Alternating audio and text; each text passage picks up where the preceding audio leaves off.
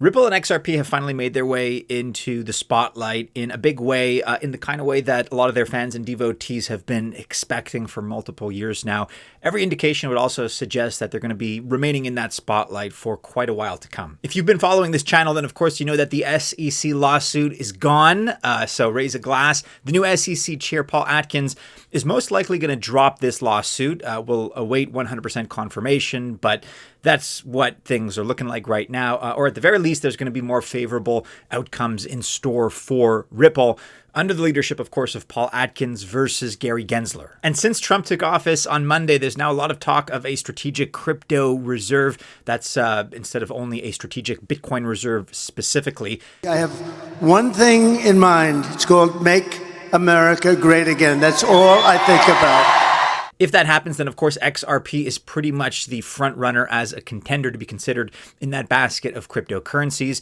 XRP is also in the ETF spotlight, so that just adds further fuel to that argument. But specifically, XRP and Ripple right now are just bathing in positive news. There's so much happening in terms of the landscape, direct and indirect factors that are bolstering XRP's price and Ripple as a project. We're going to dive deeper into this one and really take a look at all the good things that are cooking for XRP for 2025 in the medium and even short term.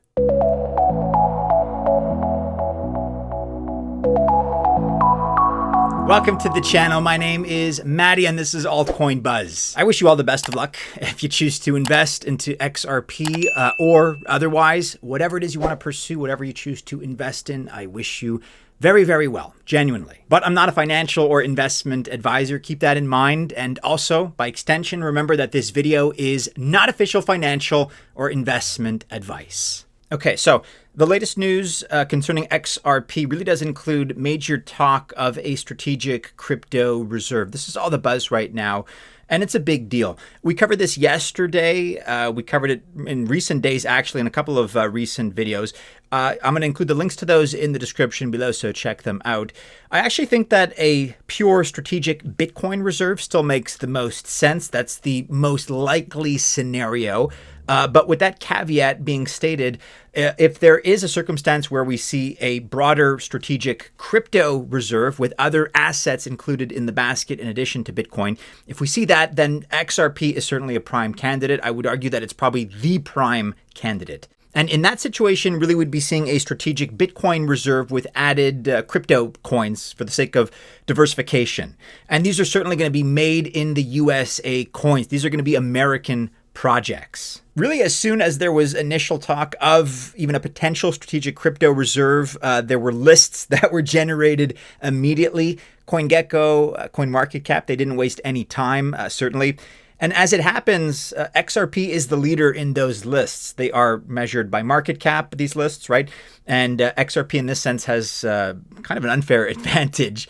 It is currently number 3 in the ranking across all cryptocurrencies measured by market cap. And it's a significant figure. The value of this project sits right now at $183 billion.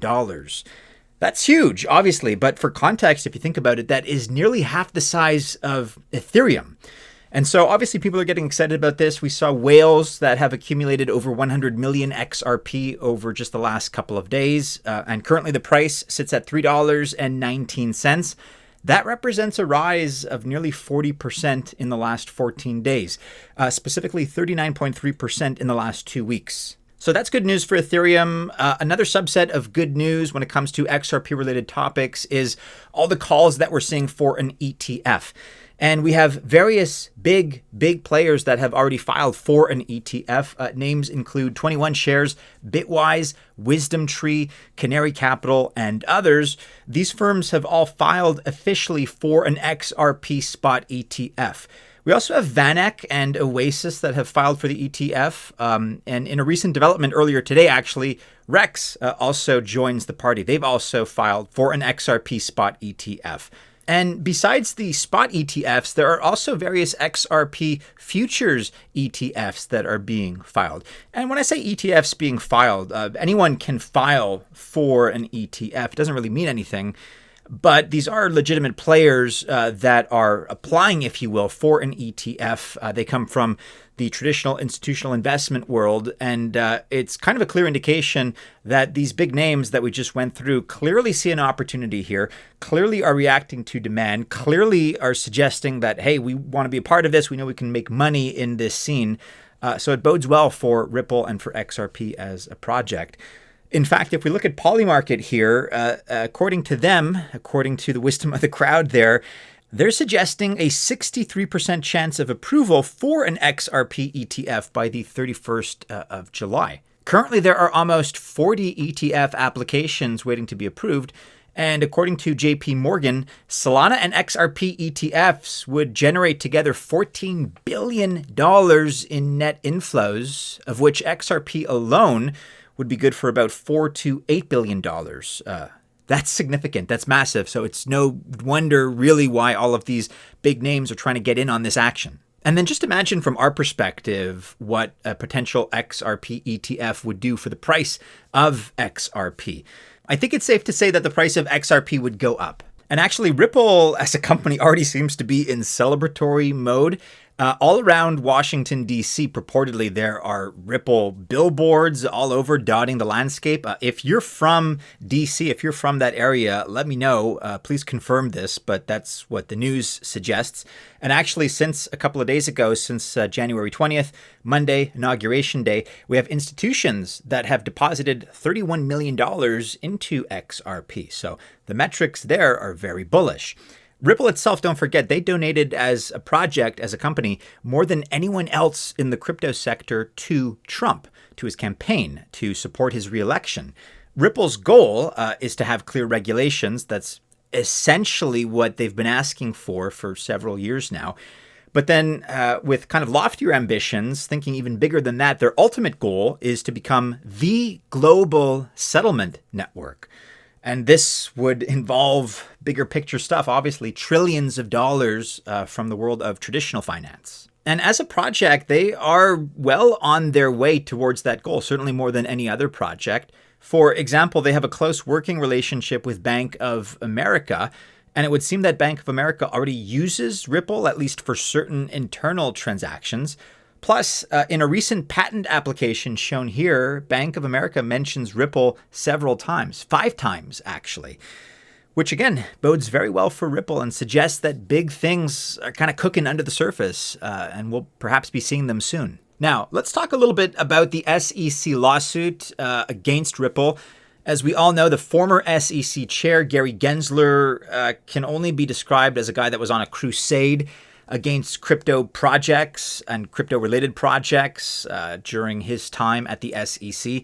Trump has now appointed pro-Bitcoin Mark Uyeda as acting chair, and that's just because Paul Atkins is still waiting for official Senate confirmation before he's appointed as the chair of the SEC, the Securities and Exchange Commission. And it's very likely, at least, that Ripple and the case against Ripple is going to come to a complete end when Atkins formally, officially takes power.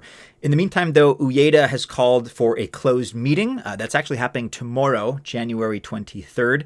Topics on the agenda of this meeting include institution and settlement of injunctive actions, institution and settlement of administrative proceedings, resolution of litigation claims, and other matters relating to examinations and enforcement proceedings. And finally here, another big reason to be bullish on Ripple is the ace they have up their sleeve. This is their brand new RLUSD stablecoin. And this is a big deal because since the 31st of December, Europe has banned Tether. Yeah, they've banned USDT for non-compliance. Now, this represents a tremendous opportunity for RLUSD to get a foot into the European door.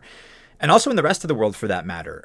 This is something that has wide use cases, it's pragmatic, and it's compliant in all the areas where other stablecoins have run into issues. And just before signing off here, I should also mention that whether you like them for it or not, Ripple is quite active in the CBDC space. That's central bank digital currencies.